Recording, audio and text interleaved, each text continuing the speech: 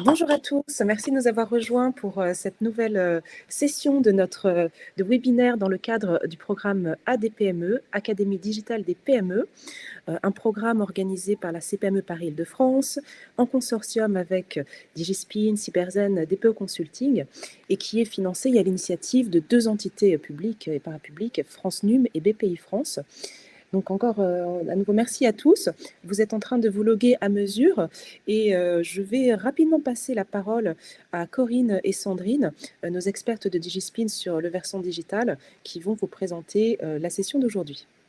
À vous, mesdames. Merci Merci. Axel. Bonjour à tous. Donc Corinne Leguerne, effectivement, je suis associée conseil chez Digispin.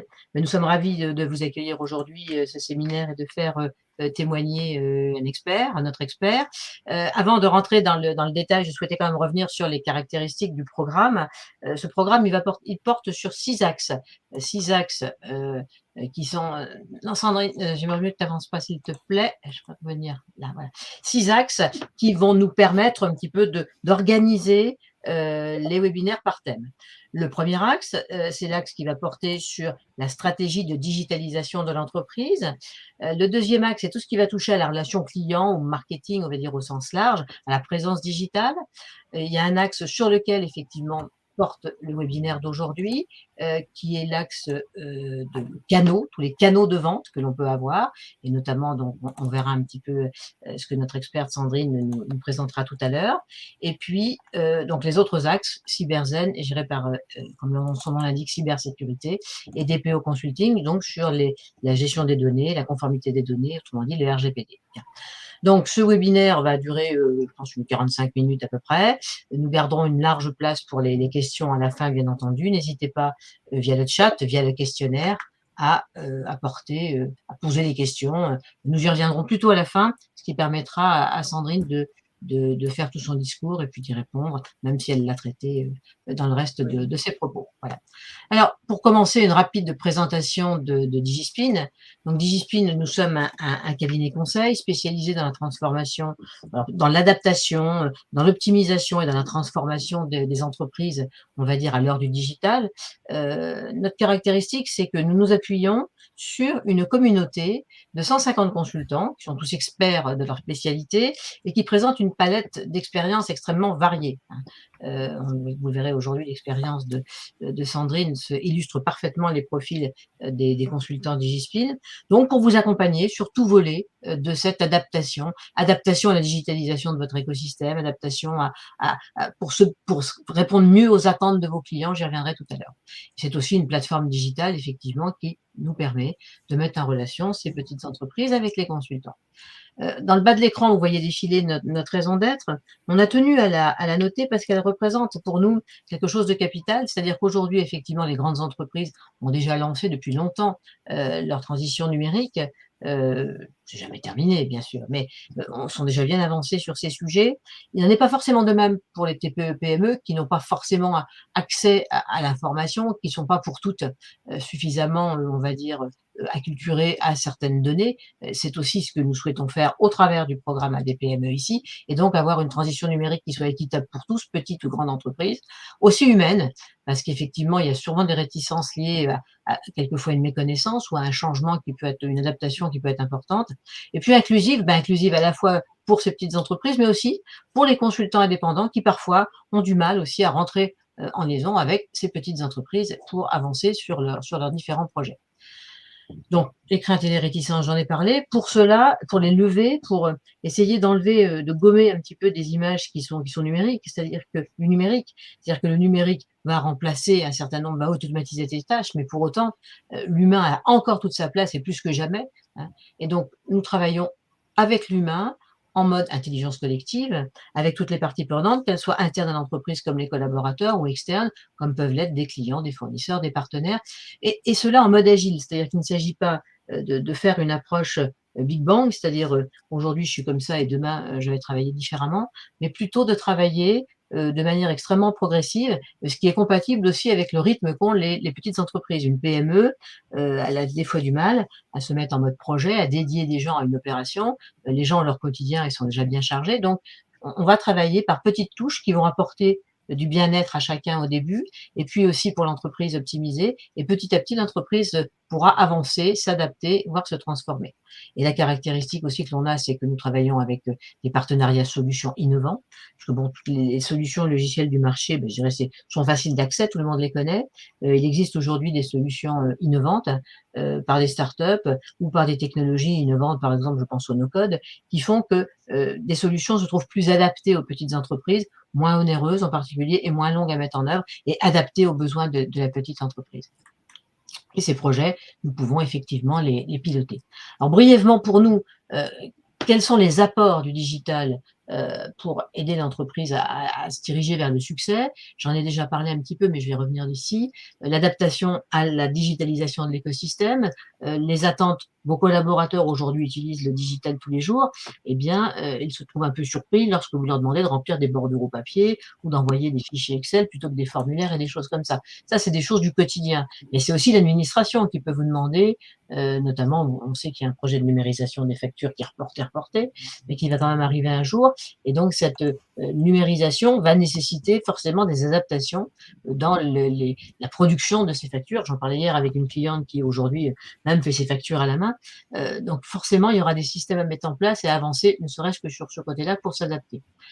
Le second, c'est l'efficience augmentée, c'est tout simplement la digitalisation des process qui va faire que l'entreprise va, avec les mêmes moyens, je vais dire, se retrouver, mais à faire plus de choses, hein, donc être plus efficiente. C'est la définition de l'efficience. Bien. Alors pour cela, on a effectivement des modules sur lesquels on travaille. Un module, par exemple, autour des paiements qui va nous permettre de voir de quelle manière on peut digitaliser progressivement les encaissements afin de réduire toute la partie recouvrement. Troisième sujet, on peut dire que c'est le troisième sujet sur lequel porte aujourd'hui ce webinaire, c'est-à-dire de quelle manière le digital peut vous permettre d'accroître, votre croissance, autrement dit d'avoir plus de clients, de développer plus de chiffre d'affaires, donc de booster vos ventes. Un des sujets, effectivement, le site internet y concourt largement, les plateformes aussi en fonction des différents secteurs, et c'est cette visibilité qu'on peut avoir, qui est dupliquée, et puis le fait aussi que, l'automatisation du process de vente peut permettre de vendre plus avec les mêmes moyens, toujours. Et puis la réinvention concertée, donc là, c'est vraiment la transformation complète de l'entreprise, la remise à plat. Remise à plat de 2 choses, dire effectivement, est-ce que, le digital peut m'aider à avoir de nouvelles offres? À me positionner différemment sur mon marché par rapport à des nouveaux entrants, par exemple, avec de nouveaux usages, hein, vous aviez des produits que vous vendiez, est-ce qu'il est plus opportun de les louer? Est-ce qu'il est plus opportun de travailler avec d'autres partenaires, et cetera? Et puis en termes de business model, donc offre business model peuvent être effectivement couplés, comme je le disais dans mon exemple tout à l'heure, c'est-à-dire avoir des positionnements complètement différents et des moyens, enfin de la manière de se rémunérer aussi complètement différente. Pour cela, on a une offre qui s'appelle DigiSpring qui nous permet de faire un diagnostic à 360° de l'entreprise et de le resituer dans son contexte pour pouvoir trouver les meilleurs axes stratégiques de développement.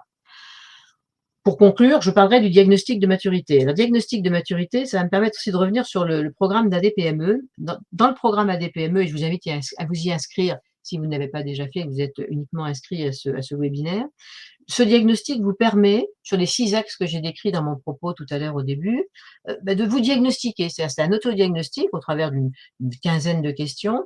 Vous pourrez voir où vous en êtes, sur ce dossier. Alors ça ne veut pas dire qu'il faut être à 100 à chaque fois évidemment, puisqu'il faut se conforter un petit peu, se benchmarker par rapport à ce que fait, son secteur d'activité ou la profession, mais ça vous permet de voir en tout cas sur quels axes vous pourriez être mieux placé que vous ne l'êtes aujourd'hui. Donc ça, il y en a un très détaillé sur le portail de DigiSpin.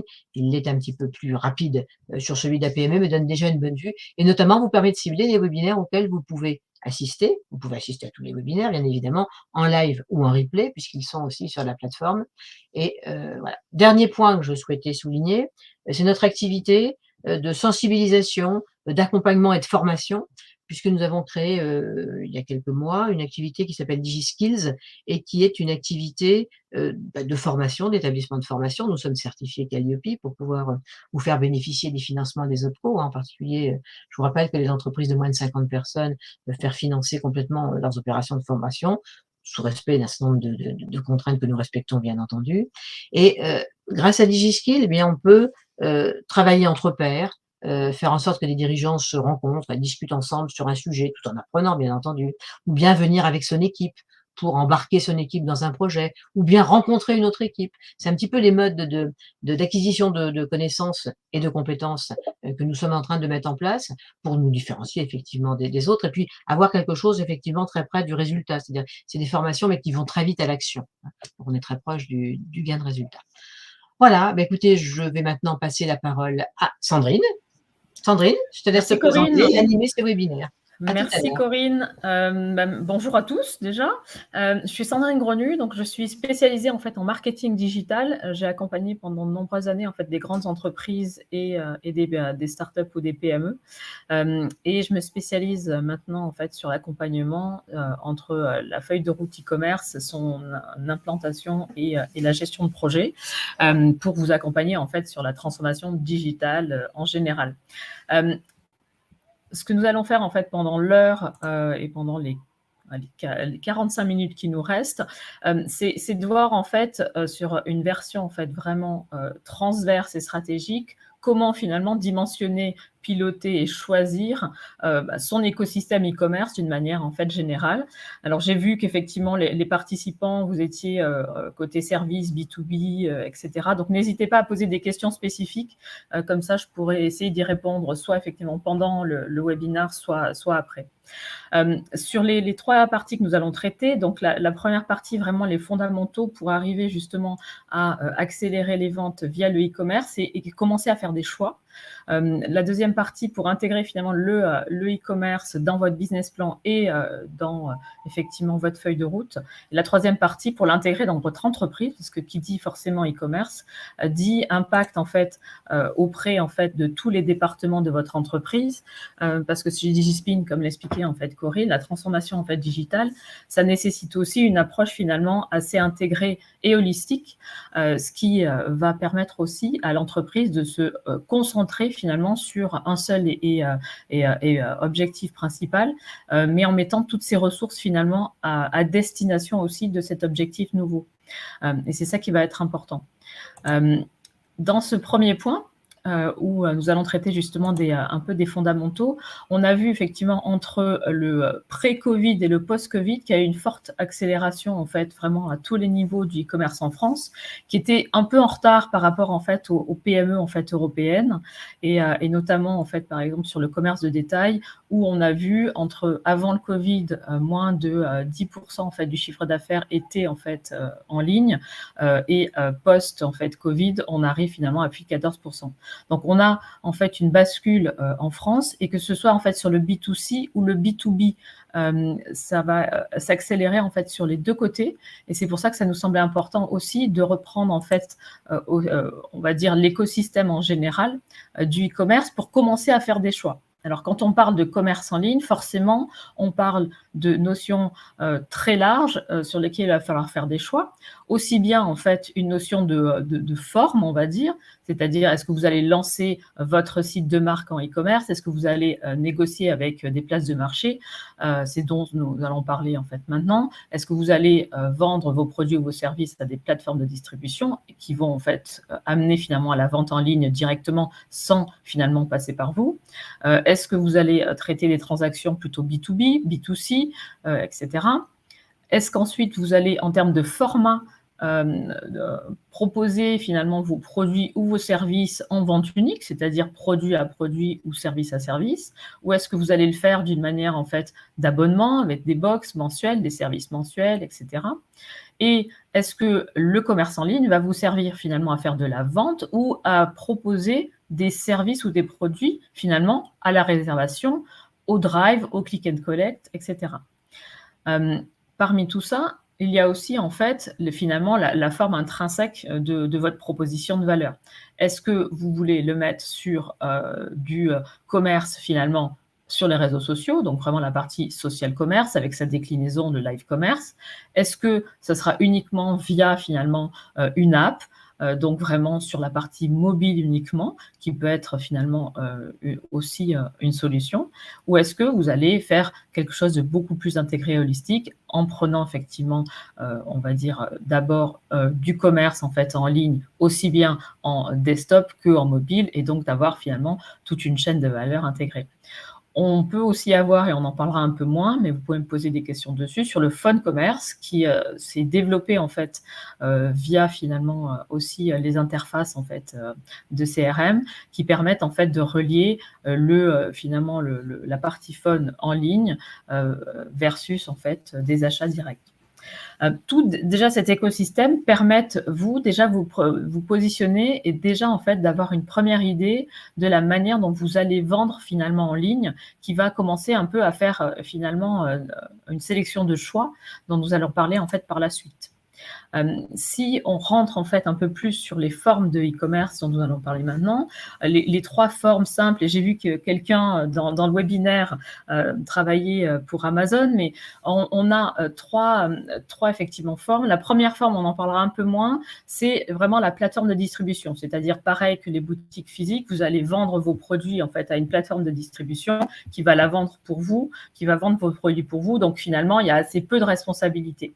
Sur les 2 autres points, et c'est pour ça qu'en fait les petites bulles finalement sont en graduation sur le haut, c'est votre niveau de responsabilité finalement par rapport au e-commerce et par rapport en fait à ce que vous allez devoir faire avec le e-commerce. Donc sur la marketplace, donc la place de marché, là effectivement vous allez mettre en vente des produits sur une place de marché qui va faire finalement votre vitrine, et donc là vous allez avoir finalement une partie de responsabilité, mais pas totalement. Et on verra après dans le détail ce que ça signifie. Et sur votre site, donc si vous avez déjà un site vitrine que vous passez en e-commerce ou si vous lancez directement un site en e-commerce, que ce soit en fait directement, c'est-à-dire avec des équipes intégrées, des prestataires externes, comme l'expliquait Corinne, vous allez devoir finalement gérer un site e-commerce, son animation et finalement au long cours le projet, que ce soit finalement via des outils, c'est-à-dire là, j'ai mis l'exemple de Shopify qui peut créer, en fait, qui peut vous faire une architecture de site e-commerce assez simple et assez efficace, mais qu'il va falloir finalement travailler, parce que c'est un abonnement après tous les mois. Il va pouvoir faire, on va dire, vous accompagner, mais il va falloir aussi investir finalement du temps sur cette gestion-là. Ou si vous prenez des équipes dédiées, soit en interne, soit en externe, pour créer votre propre site à partir en fait de vos besoins. Quel que soit en fait le choix que vous aurez en fait à choisir en fonction finalement de vos responsabilités que vous souhaitez avoir et en fonction en fait aussi du contrôle que vous voulez avoir finalement sur votre e-commerce. Et c'est ça qui sera important. Et donc, quelques questions à se poser avant finalement d'avancer. Je ne vais pas forcément toutes les passer en revue, mais en tout cas, quelques questions clés pour savoir en fait comment s'orienter. Parce que c'est aussi ça l'important en fait, c'est finalement dans votre stratégie générale d'entreprise où se situe le e-commerce et quel est l'objectif réaliste que vous assignez à ce e-commerce. Est-ce que c'est de développer en fait un nouveau canal de vente et qui va compléter finalement d'une manière assez fine vos objectifs de vente et vos canaux de vente. Est-ce que vous avez des objectifs qui sont réalistes, c'est-à-dire de pouvoir aussi se demander finalement si, on va dire, l'ambition que vous avez peut être finalement réaliste. Et sur cette partie-là, je vois une question d'ailleurs qui arrive sur un diagnostic.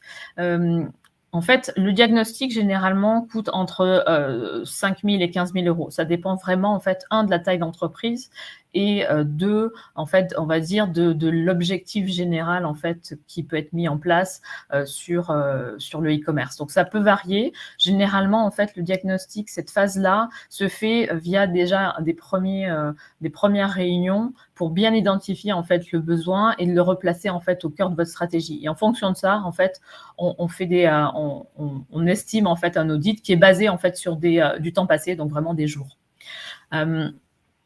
Et oui, et effectivement, sur la partie B2B et B2C, en fait, c'est pareil. J'en ai pas parlé au départ parce qu'effectivement, on a assez peu de temps, mais le B2B, en fait, a pris une énorme place, en fait, depuis le Covid dans le e-commerce et il y a une très, très forte dynamique. Je vous invite à aller regarder, en fait, en ligne, pas mal on va dire, de salons sur les nouvelles technologies ou sur le commerce. Il y a énormément de nouvelles solutions qui sont en train d'apparaître sur la partie B2B Et c'est une des grosses tendances en fait de l'année 2022 que le e-commerce B2B. Après, effectivement, sur la partie, en fait, quand vous accédez en fait à la partie CPME, comme l'explique effectivement Axel, après, suivant les formats, vous l'avez en fait intégré dans votre offre en fait de CPME, et donc ça peut être intégré dans le dispositif général et donc être gratuit. Donc voilà. Donc j'espère que ça répond à vos questions. Sur cette première phase, effectivement, l'important aussi d'avoir cet objectif réaliste, c'est de l'intégrer par rapport à ce que vous pouvez faire, c'est-à-dire que vous pouvez dédier.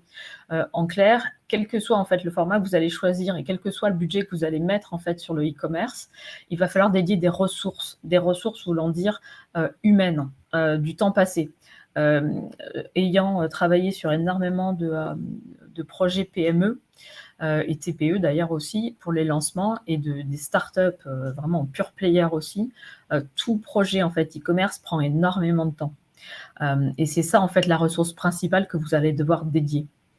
Et donc ça nécessite effectivement de voir si en interne vous pouvez, on va dire, identifier des ressources qui sont motivées pour effectivement lancer ce projet-là et qui peuvent dédier du temps aussi, ou le dédier pour elles, pour arriver justement à on va dire, optimiser finalement le projet.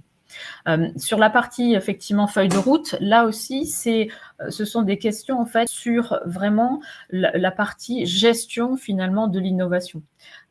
C'est-à-dire dans votre entreprise, est-ce que vous avez déjà en fait du temps de dédier, du chiffre d'affaires de dédier par rapport à l'innovation, au risque ou aux échecs, parce que qui dit en fait e-commerce dit pas forcément en fait un 100% de réussite en un mois. Ça, alors franchement, on est je crois qu'on est tous d'accord, c'est très compliqué. Donc, ce qui veut dire qu'il faut se donner un horizon et un délai raisonnable pour arriver à obtenir un retour sur investissement qui est pertinent par rapport à votre stratégie. Et ensuite aussi, intégrer cette notion finalement de risque et d'échec qui vient aussi dans le projet, c'est-à-dire qui va vous apporter finalement de la connaissance, une meilleure connaissance sur, par exemple, vos clients, sur les besoins de vos clients, qui peuvent être différents effectivement en ligne par rapport en fait à ce que vous avez déjà en boutique réelle, par exemple. Et donc forcément, il va y avoir une adaptation à gérer pendant le projet. Et donc cette partie de gestion de projet aussi, il sera très important finalement d'avoir des ressources nécessaires, non pas uniquement sur le lancement, mais aussi de dédier du temps et de l'énergie finalement sur tout au long du projet, c'est-à-dire tout le temps, pour pouvoir aussi améliorer en continu, s'adapter et de voir ce qui va arriver. J'en parlais au départ, si effectivement vos objectifs réalistes autour du e-commerce, en plus du chiffre d'affaires, c'est de pouvoir avoir plus d'informations sur vos clients et donc d'obtenir de la donnée client, forcément, il y aura en fait à améliorer en continu et à s'adapter en continu par rapport au retour que vous aurez des clients sur votre site ou via effectivement après les avis ou la satisfaction client. Et donc de prendre ça pour pouvoir être capable finalement de gérer potentiellement les erreurs, il y en a toujours, et ensuite d'améliorer en continu. Donc pour moi en fait, il y a vraiment ces trois phases-là à pouvoir en fait intégrer. Ce qui permettra en fait au final de bien gérer son programme et de pouvoir aussi anticiper les impacts que ça peut avoir. On en parlera rapidement à la fin. Les impacts sur votre entreprise forcément sont importants, mais forcément seront différents en fonction de votre objectif en fait initial sur le e-commerce. Si je passe en fait sur justement les formats du e-commerce, ce qu'on a vu effectivement, c'est que de toute façon, les consommateurs veulent de la simplicité et de la simplification, c'est-à-dire de pouvoir aller sur du e-commerce d'une manière simple, c'est-à-dire qu'on leur apporte finalement aussi sur un plateau finalement les propositions en e-commerce de produits, d'achats, etc. Ce qui signifie que sur notre grille de décision finalement en tant qu'entreprise finalement, on va devoir choisir entre trois formats par rapport aux clients finaux, qu'ils soient B2B ou B2C, pour leur apporter de la valeur, mais aussi de la simplicité. J'ai simplifié en fait la grille, mais vous l'aurez en détail avec ces trois briques donc d'expérience client, aide à la vente et contrôle d'entreprise, avec un détail en fait des items par derrière pour pouvoir choisir. et pour pouvoir adapter finalement vos réponses. Donc ça, il y aura un détail que Corinne enverra dans le document global qui intègre des charts cachés. Mais d'une manière simple, pour identifier en fait son besoin entre les 3 choix de format, il faut déjà se poser la question de est-ce que mes clients, que je connais déjà soit via la boutique physique, soit par des relations directes avec eux, est-ce qu'ils sont capables en fait d'aller simplement sur un site de marque versus un site de place de marché ou une plateforme? Est-ce que je suis dans un marché qui permet d'aller sur cette partie-là? J'ai travaillé pour des marques de cosmétiques qui, par exemple, voulaient basculer en fait de 0% de e-commerce en direct à quasiment 80%. Sauf que le marché en fait de la cosmétique était au maximum à 15% en fait en e-commerce et via en fait uniquement des plateformes, c'est-à-dire un Sephora, un Co. Et donc forcément il y avait un frein à l'entrée pour basculer en fait à cet objectif qui était irréaliste d'aller en fait sur 80% sur le site e-commerce. Donc ce que effectivement il faut voir, c'est quelle est la meilleure manière d'entrer sur ce marché-là. Est-ce que c'est d'abord finalement de passer de plateforme à marketplace et donc d'aller sur de la place de marché avant d'aller sur un site e-commerce, ou alors est-ce qu'on fait le grand écart et on passe direct en site e-commerce? Dans ces cas-là, il faut avoir un objectif réaliste parce qu'on n'arrivera pas à dépasser le marché d'une manière significative si le marché est à 15%. Sur la partie aide à la vente, là, ce qui est intéressant aussi, c'est que sur la place de marché ou la plateforme, forcément, la plateforme de distribution va prendre en charge et va acheter vos produits.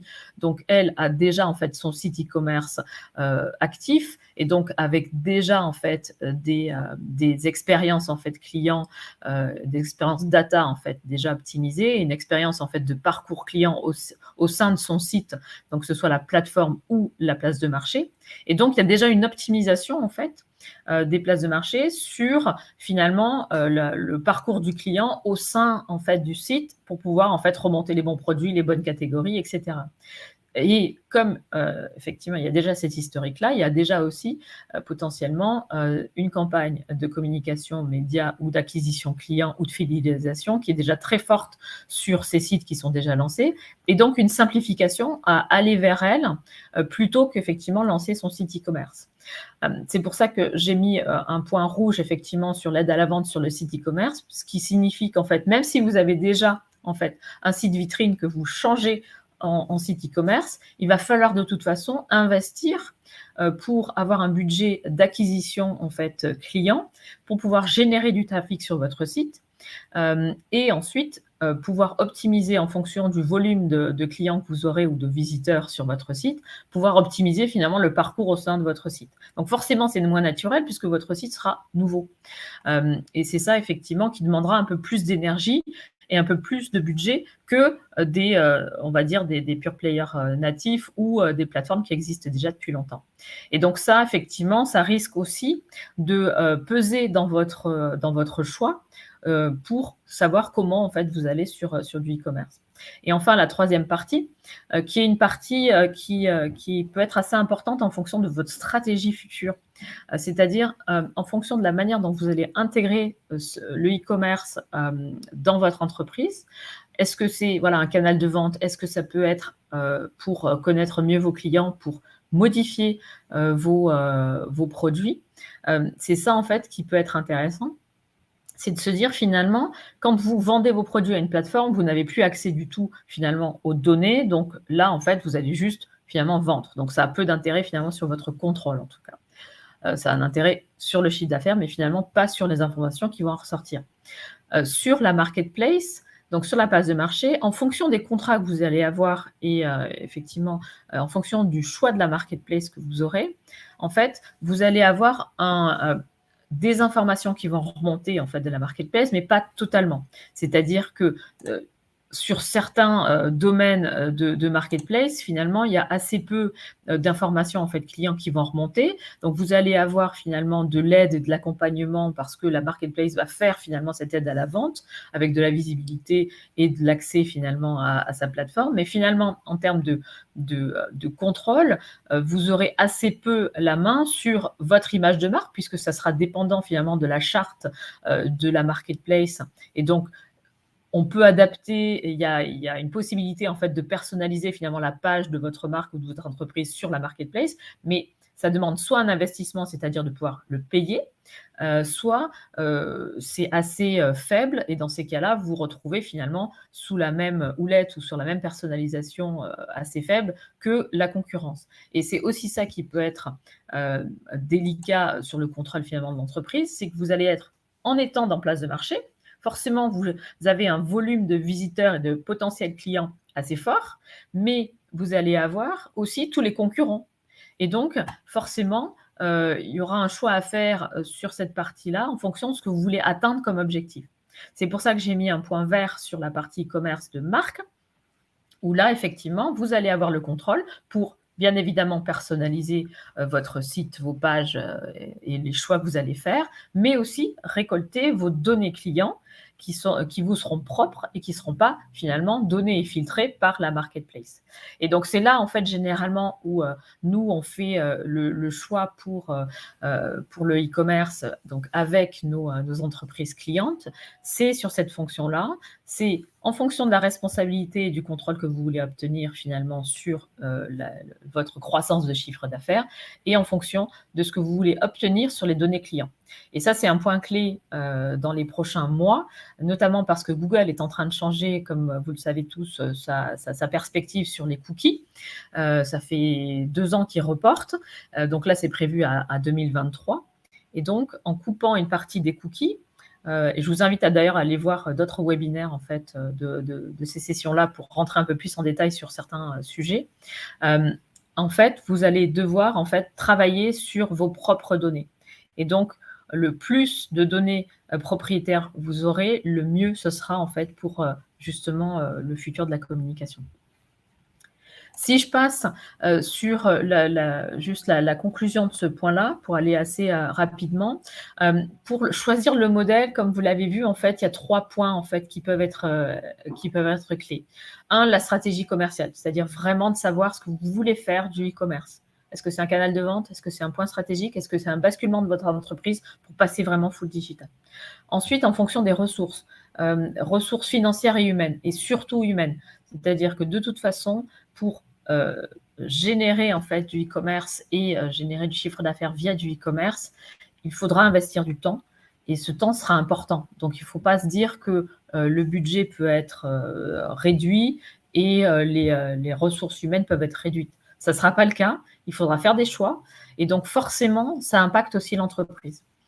Et enfin, le délai aussi, je mets ce point-là vraiment en point prioritaire parce que les objectifs, en fait, sur du temps très court, il faut qu'ils soient maîtrisés et réalistes. C'est pour ça qu'après, il faut vraiment se donner aussi du temps pour optimiser son e-commerce, pour avoir finalement assez d'informations pour que ça puisse finalement servir à l'entreprise et pas se dire au bout d'un mois, j'ai pas de ROI en fait suffisant, ça couvre pas mes frais, j'arrête. Il y a forcément un investissement à faire pour les premiers mois et donc forcément le ROI sera négatif au départ. D'une manière générale, les entreprises avec lesquelles moi j'ai travaillé, le ROI en fait devient en fait positif au bout de 3 ou 4 mois. Voilà. Quand je dis ROI, c'est vraiment tout intégré, c'est-à-dire le budget que vous allez mettre en place, le temps des ressources que vous allez prendre aussi et les coûts adjacents que vous aurez sur le reste des départements, parce qu'il faut bien évidemment penser à tous les départements dans l'entreprise qui vont devoir soit acheter des nouveaux outils, soit dédier du temps aussi. Et on va en parler en fait dans les charts qui suivent. Je ne sais pas s'il y a des questions, j'en vois pas. Ok. Je pense que le deuxième point, donc on va rentrer là plus en détail en fait sur les 2 formats dont on a parlé, parce que je mets de côté la plateforme de distribution, puisque vous l'aurez compris, c'est vendre son produit et après, on n'a plus d'accès. Donc là, on va se concentrer en fait sur effectivement la place de marché et sur le site de marque pour faire en fait son choix et de voir un petit peu aussi quelles sont les étapes finalement à développer ou en tout cas à prendre en compte. Là aussi, je vous invite, on va traiter en fait d'une manière générale tout le processus. Les webinaires complémentaires vont aussi dans certains détails pour aller plus loin sur quasiment tous les détails, ce qui va vous permettre en fait de pouvoir en fait vraiment opérer directement. Là, on va passer assez rapidement. La manière dont j'ai construit en fait les choix sont vraiment en fonction du parcours client, c'est-à-dire de l'offre et du catalogue produit que vous allez générer ou du catalogue service. Ensuite, la commande et l'expérience du client. Et ce que vous devez finalement prendre en compte et vous devez faire attention finalement au sein de ces 3 points clés en fonction de vos choix. Sur le premier choix, donc si par exemple vous décidez, par rapport à ce qu'on a dit dans la première étape, de passer sur un site, donc soit travailler votre site vitrine pour passer e-commerce, et on verra après, j'ai un exemple, soit de développer directement votre site en e-commerce.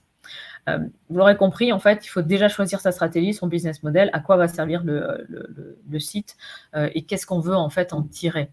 Ça sera quand même super important pour justement améliorer en fait ses choix et faire que finalement la stratégie et les objectifs prioritaires soient très clairs à court terme. Si vous n'avez pas de site vitrine, il faudra bien évidemment choisir un nom de domaine et le déposer, et ensuite pouvoir aussi dessiner votre boutique en ligne. Alors, je ne dis pas designer pour la partie en fait UX et UI, mais vraiment dessiner ce que vous voulez mettre en fait à l'intérieur de votre boutique pour que soit votre équipe interne, soit vos prestataires puissent en fait designer finalement le parcours client au sein en fait du site que vous aurez choisi. Et donc là, dessiner, ça veut dire vraiment savoir ce que vous voulez mettre comme proposition de valeur au sein du site. Qu'est-ce que va pouvoir faire le client au sein de votre site? C'est-à-dire, est-ce que vous voulez le faire uniquement acheter? Est-ce que vous voulez le faire participer, interagir avec vous? Est-ce que vous voulez lui proposer en fait des activations finalement dans votre boutique physique aussi? Enfin, qu'est-ce que va devoir faire le client ou pouvoir faire le client au sein du site? Et enfin, choisir aussi la plateforme. Alors, je ne dis pas la plateforme technique comme étant en fait le côté expert, mais savoir en fait où vous voulez aller.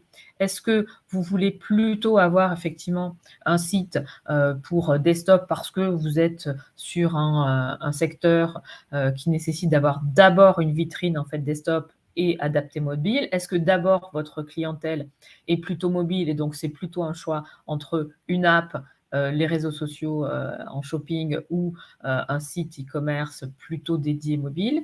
D'une manière générale, de toute façon, en ce moment, toutes les agences et tous les prestataires externes fonctionnent sur du mobile par défaut et ensuite adaptent, hein, donc plutôt dans l'autre sens. Mais vous, voilà, il faut aussi que vous nourrissiez finalement en interne ou en externe vos prestataires ou votre équipe pour savoir en fait sur quelle langue vous allez partir. Et ensuite, on arrive sur les étapes clés de l'offre, on va dire, c'est-à-dire définir votre stratégie produit et logistique. Est-ce que vous allez avoir une stratégie produit similaire à ce que vous avez déjà en physique, par exemple, ou différente? Est-ce que en termes de logistique, vous employez les mêmes ressources? Et dans ces cas-là, est-ce que vous venez en priorité avec le e-commerce par rapport à votre boutique physique ou pas? Comment est gérée finalement la stratégie produit, catalogue, stock et logistique? Quelle est la priorité entre le e-commerce et le physique ou les deux? Et ensuite, il vous faudra choisir, quand vous aurez déterminé toute cette partie-là, qui fera finalement un brief, votre prestataire. Donc, un consultant, plusieurs, une agence, etc. Pour là, vraiment créer le site et donc créer l'UI, donc vraiment la partie technique de la plateforme, et l'UX, c'est-à-dire le parcours client au sein en fait du site. Cette partie-là, en fait, gérée, forcément, il va falloir aussi travailler sur des outils. Et c'est pour ça que je parlais d'investissement aussi au départ. C'est que forcément, en plus effectivement des prestataires, il y aura des outils nécessaires en fait pour générer finalement votre e-commerce. Alors, ce sont on va dire des outils classiques qui peuvent être déjà intégrés pour vos boutiques physiques, en fait, sur la partie logistique, supply, etc. Catalogue, donc les outils de flux produits, les outils de paiement, les livraisons. Donc ça, c'est effectivement des choix à faire pour savoir si vous avez déjà, en fait, dans l'entreprise, dans votre département supply ou aux achats et au procurement, par exemple, déjà ces outils-là et ces solutions. Et donc renégocier, soit si vous n'avez pas, de pouvoir en fait le rajouter et faire des appels d'offres. Donc vos prestataires feront des appels d'offres sur des outils. Je mets aussi juste une petite parenthèse sur ce point-là. Ça dépend aussi des zones de chalandise ou des zones où vous allez vendre. Si vous vendez France ou Europe, si vous vendez Europe suivant les pays, il peut y avoir en fait des très grosses différences, notamment dans les logiques de paiement, par exemple, ou les logiques d'outils paiement. Et donc ça aussi, ça nécessite de pouvoir réfléchir. Sur les livraisons, pareil, ça nécessite aussi de réfléchir finalement au temps passé, au temps de livraison aussi en fonction de votre marché. Donc voilà, donc il peut y avoir aussi là des différences par rapport en fait, on va dire en solution en fonction de ce que vous souhaitez faire en fait du e-commerce et si vous vendez, voilà, si je prends juste l'exemple de France ou Europe. Sur la deuxième étape, donc sur la partie vraiment commande, quand vous aurez passé donc cette partie-là, après, il va falloir ajouter votre catalogue produit. Donc là aussi, d'une manière générale, on recommande toujours d'avoir un catalogue produit de toute façon automatisé, c'est-à-dire soit de l'avoir déjà automatisé pour vos boutiques physiques, soit pour avoir aussi, on va dire, des outils, des solutions de catalogue produit en fait automatisé. J'ai eu une entreprise qui l'a fait en manuel, et c'était quand même pas une petite entreprise, donc c'était vraiment une grande galère. Donc vraiment, ça c'est vraiment la base, mais c'est vrai qu'on n'y pense pas forcément sur toutes les tailles d'entreprise. Ensuite, quand vous aurez fait toute cette partie-là, il y aura la décision sur les prix. C'est-à-dire qu'effectivement, en fonction de vos coûts, des solutions, des prestataires, des ressources que vous aurez en fait mis en place et des choix finalement que vous aurez dû faire aussi. Exemple, ça peut être aussi un choix logistique d'avoir en fait un deuxième entrepôt et donc forcément, ça peut être aussi important finalement en termes d'investissement. Donc, cette décision-là, forcément, on aura un impact sur le prix. Et donc là, la stratégie prix viendra en fait à ce moment-là, avec effectivement le plug de tous les moyens de paiement. Enfin, donc le choix de livraison, comme on l'a dit, de la gestion des stocks, ça signifie qu'effectivement, il faudra savoir quelle est la priorité du e-commerce. Est-ce que c'est le même stock que vos produits physiques s'ils sont des produits? Est-ce que c'est le même entrepôt? Est-ce qu'il y a une priorité donnée sur les commandes e-commerce versus les commandes physiques ou pas? Enfin, quelle est en fait finalement la priorité du e-commerce par rapport à votre entreprise et par rapport aux outils? Et enfin, il faudra en fait intégrer finalement les outils en fait, on va dire d'intégration client. Alors que j'ai mis l'exemple effectivement du CRM pour au moins avoir aussi on va dire ce lien direct avec le client et donc intégrer votre relation client qui va être clé finalement tout au long du parcours dans votre site directement pour soit effectivement avoir un lien direct avec eux et ensuite pouvoir aussi avoir des avis qui peuvent remonter soit en ligne, donc sur Google & Co, soit sur votre site que vous pouvez mettre en avant pour la satisfaction de vos clients. Et un avant-dernier point qui est assez important, qui est la régulation RGPD européenne. Donc depuis 2018, les sites sont obligés en fait de mettre une bannière et un avis en fait sur le site e-commerce pour pouvoir en fait demander l'accord des visiteurs pour pouvoir en fait analyser leurs données. C'est un point assez important. Certaines bannières, en fait, ne sont pas visibles ou sont assez peu visibles et par défaut, soit acceptent tous les cookies, soit les refusent tous. Donc, c'est un point assez important parce que généralement, on n'y fait pas trop attention. Et le problème, c'est qu'en fait, ça peut bloquer en fait l'accès à toutes les données de vos clients ou ça peut en fait ouvrir tout et dans ces cas-là, ne pas être, on va dire, bah, compliant par rapport en fait à la régulation. Donc il faut vraiment faire attention. J'ai eu le cas d'un client qui effectivement n'avait pas fait attention on va dire au look de cette bannière-là, et par défaut en fait tout était refusé. Et donc on avait quasiment moins de 10% en fait de données par rapport aux visiteurs sur le site. Donc c'était quand même assez faible. Et à l'inverse, j'ai eu aussi une chaîne de restauration qui avait un énorme bandeau en fait sur effectivement son site et qui ne savait pas finalement comment l'optimiser. Et donc c'était quand même aussi assez compliqué. Donc je vous invite aussi à vraiment faire attention sur cette partie-là. Le dernier point, et c'est un point aussi important en termes d'investissement financier, c'est en fait l'investissement sur le budget média et de communication pour faire finalement l'acquisition de trafic, donc vraiment pousser du trafic et finalement optimiser votre marketing digital pour que le site que vous allez lancer soit visible, donc soit accessible. Et donc là, via finalement alors, du média naturel ou du média payant, donc que ce soit en fait sur Google en SEO ou que ce soit ensuite sur, on va dire, des leviers médias d'acquisition, donc type du search, enfin du SEA, du social, de la publicité classique, programmatique, display, etc. Là, le budget, en fait, sera de toute façon important. En fonction, en fait, de votre notoriété de marque et de votre présence en ligne avant le lancement du site e-commerce, alors ça peut être juste le site vitrine s'il est déjà référencé et s'il y a déjà en fait du trafic dessus, ou si vous êtes déjà en fait une marque recherchée et connue. Là, le budget sera quand même assez important. Alors là aussi, je vous donne des chiffres juste pour aider, hein. Ce n'est pas forcément les chiffres à prendre à la virgule, mais d'une manière générale, il faut quand même estimer 5 à 10% du chiffre d'affaires qu'on veut obtenir. Il faut quand même le passer en budget média pour au moins acquérir du trafic ou pouvoir l'accélérer si vous en avez déjà un et pouvoir en fait vraiment optimiser cette partie-là. Ça, c'est aussi un point qui sera important en termes vraiment de ressources financières. Et dernière partie, sur la partie expérience client, là, comme vous aurez en fait déjà intégré des outils, vous pourrez vraiment, déterminer déjà l'expérience client et savoir si elle est bonne, excellente ou à améliorer.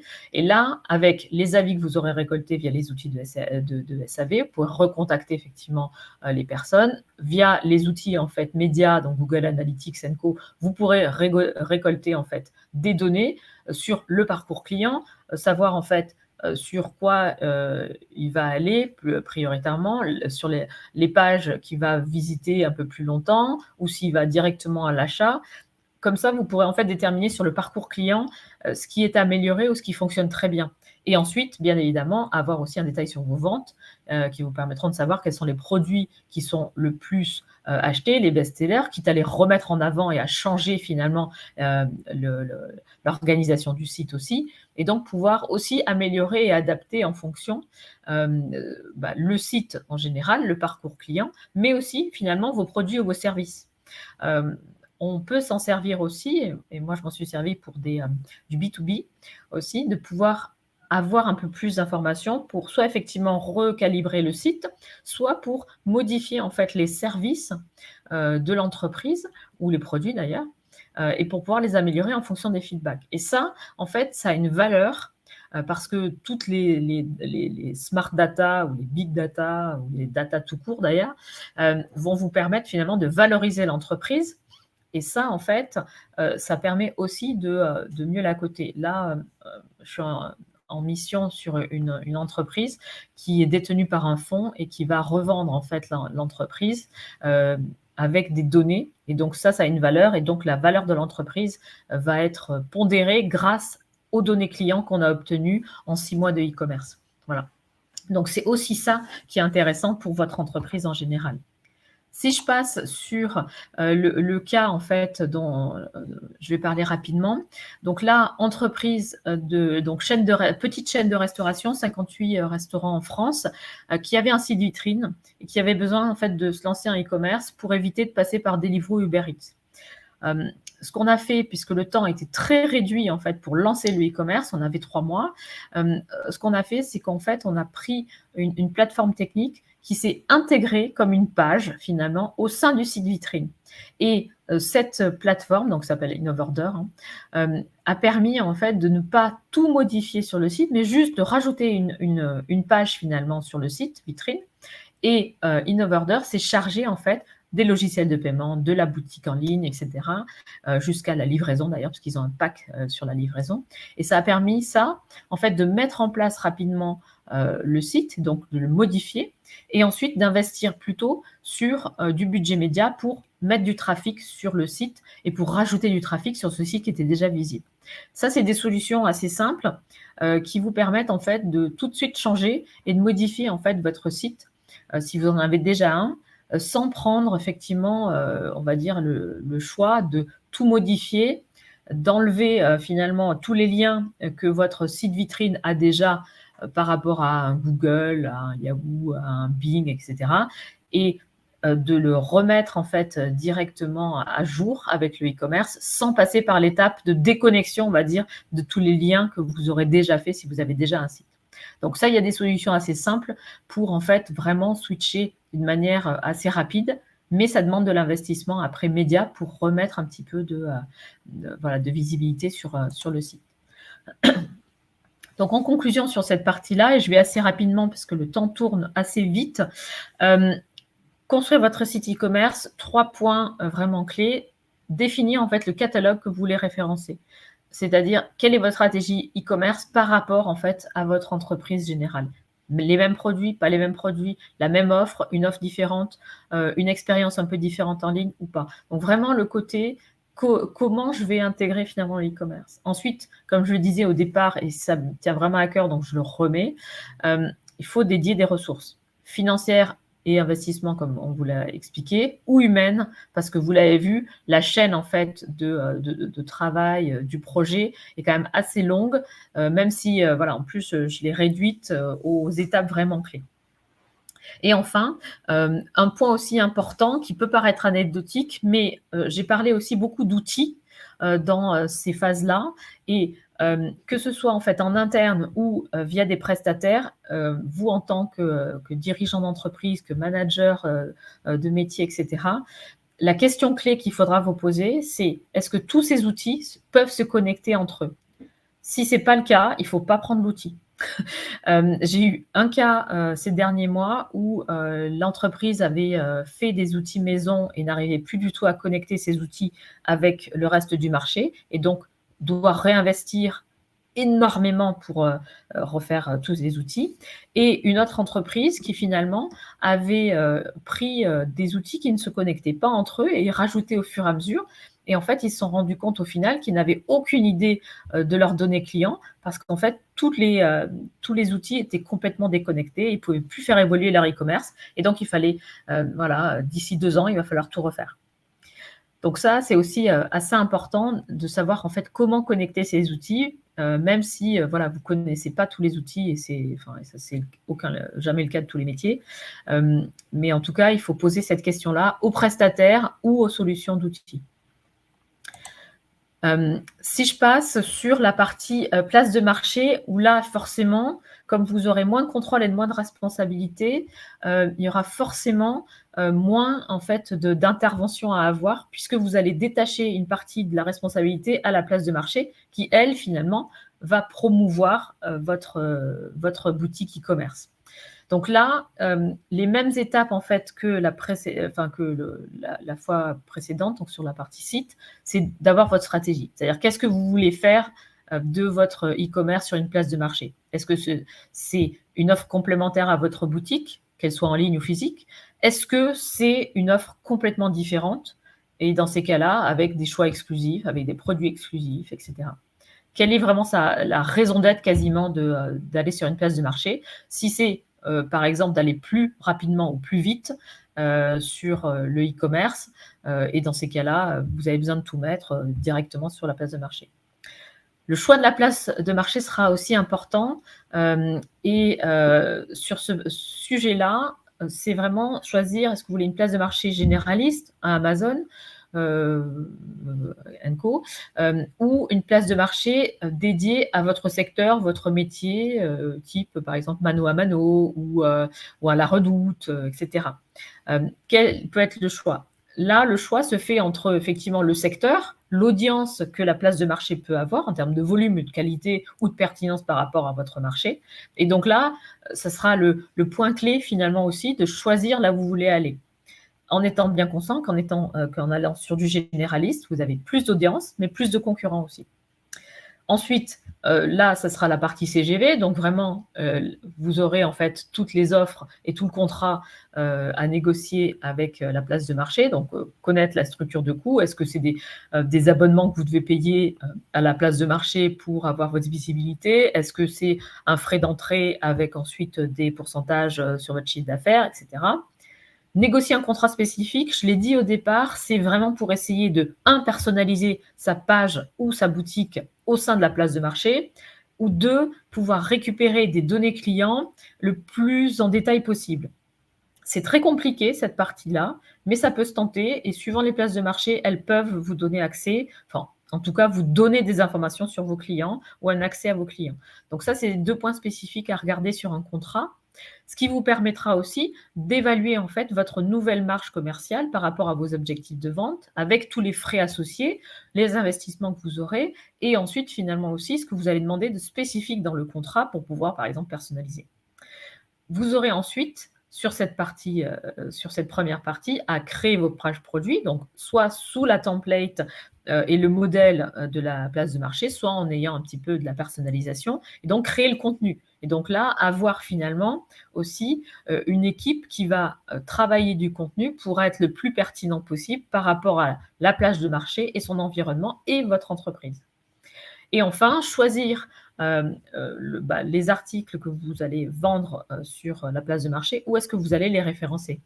La place de marché a forcément une architecture sur effectivement le choix du catalogue, le choix du produit, etc. Et ensuite, forcément, le prix. Sur la deuxième étape de commande, donc là, vous pouvez réaligner votre stratégie en fonction de ce que vous aurez obtenu dans le contrat avec la place de marché, et vous aurez orienté votre stratégie commerciale sur le reste de vos canaux pour gérer notamment votre stock, comme on en parlait au départ, par rapport en fait à votre stock total de l'entreprise, donc vos stocks produits et votre système automatisé, pour qu'en fait la place de marché puisse se plugger aussi sur votre entreprise, enfin sur vos stocks en temps réel. Et c'est ça qui va être aussi la problématique de la place de marché, c'est que le temps réel va être entre guillemets incompressible. Sur la partie donc rafraîchir son catalogue et animation finalement de la marketplace, ce qui est important aussi, c'est de pouvoir créer en temps réel du contenu, parce qu'il va falloir finalement se démarquer aussi de la concurrence et donc créer soit des nouveaux produits, remettre des gammes en place, avoir une saisonnalité, mais créer aussi du contenu pour la page, pour en fait vous aider en fait à dynamiser cette partie-là. Et enfin, sur l'expérience client, comme je vous le disais, il y a assez peu de données qui vont remonter en fait malheureusement en direct, puisque ça passe par la place de marché qui va conserver les données clients, parce que c'est sa valeur ajoutée. Et donc, il va falloir négocier dans le contrat initial pour voir un peu ce que vous pouvez obtenir en données clients. D'une manière générale, vous aurez les avis clients et la gestion du SAV qui vous permettra d'avoir effectivement des données qualitatives pour savoir comment s'adapter finalement sur vos produits, vos services et vos offres. Et ensuite, vous pourrez aussi négocier finalement avec la marketplace une visibilité meilleure de certains produits ou de modifier finalement la manière d'organiser finalement votre page en fonction de ce que vous aura aussi partagé la marketplace, et potentiellement effectivement réorganiser, mettre en avant des best-sellers ou d'autres produits, des offres, etc.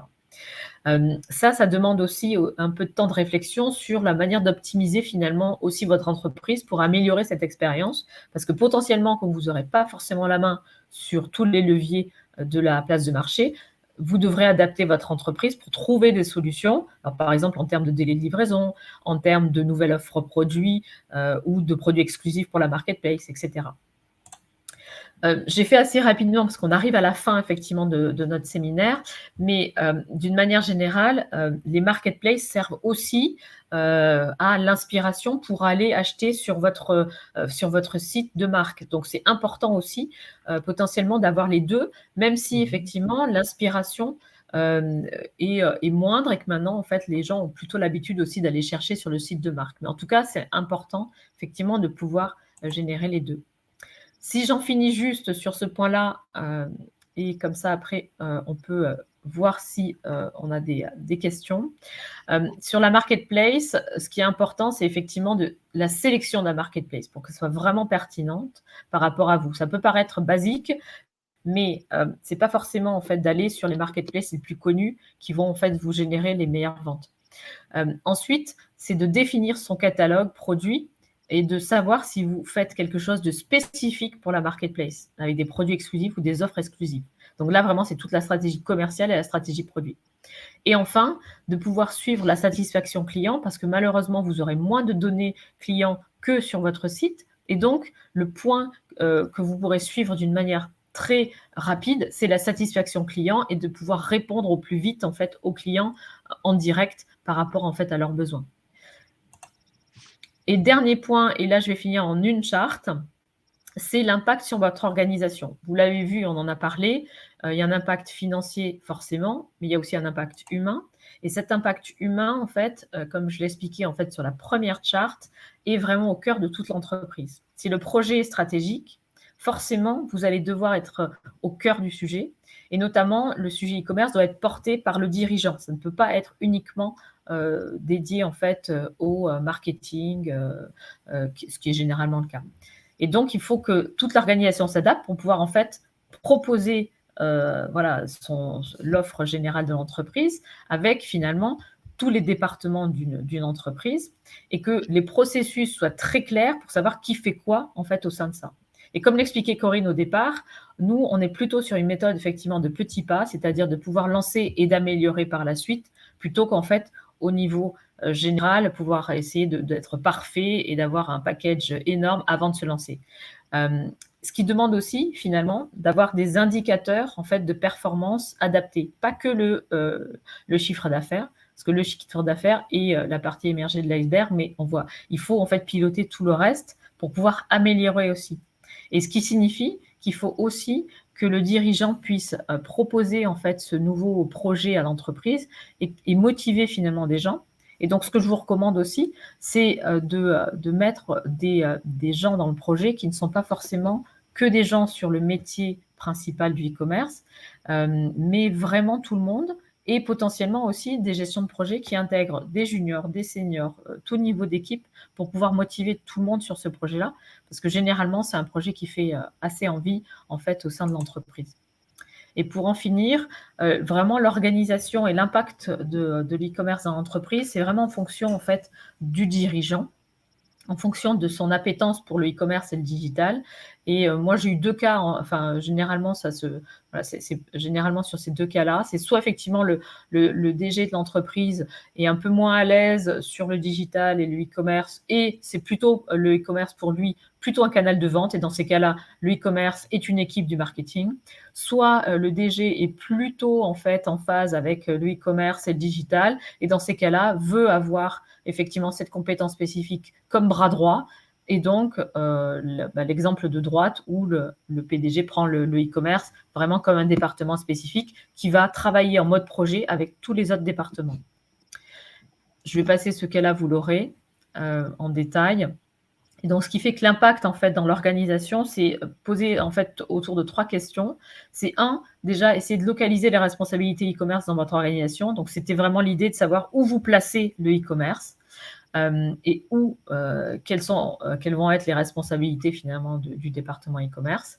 Ensuite, d'identifier les compétences que vous n'avez pas chez vous pour ensuite voir si ce sont des prestataires externes que vous allez embaucher ou si ce sont des CDI que vous allez avoir chez vous ou des prestataires temporaires. Et ensuite, de prendre du temps aussi pour mobiliser autour du e-commerce parce que c'est effectivement un impact assez important dans l'entreprise. Ça peut être qu'un canal de vente, en plus, on va dire, mais ça peut être aussi une révolution dans votre entreprise pour changer la stratégie générale. Et donc, ce point-là est important pour adapter sa culture d'entreprise, mais aussi faire que toute l'entreprise soit en fait autour de ce nouveau projet qui peut être motivant voilà, pour les prochaines années, que ce soit en chiffre d'affaires, pour le business ou pour juste en fait monter cette marche qui peut être en fait intéressante pour tout le monde. Et donc en conclusion, 3 enjeux. Les enjeux de modèle, donc vraiment stratégiques, les enjeux humains, parce que ce sont des ressources, et l'enjeu de performance, parce que le chiffre d'affaires n'est pas l'indicateur en fait final à obtenir. C'est l'objectif principal, mais ce n'est pas l'indicateur qui a à suivre. Et donc ces 3 enjeux-là sont vraiment intégrés dans votre business plan et dans votre feuille de route générale. Et j'en finis là, avec effectivement les 3 points clés qui sont en fait importants. C'est vraiment prioriser, se lancer, pas attendre d'avoir tout fini avant de se lancer. Il faut se lancer et ensuite améliorer et s'adapter. Et c'est en fait ça, généralement, qu'on peut faire et qu'on peut voilà, accompagner, notamment avec Corinne, avec DigiSpin. C'est cette partie adaptation et amélioration qu'on peut aussi vous accompagner à faire. J'en finirai là. S'il y a des questions, je serais ravie d'y répondre. Merci Sandrine.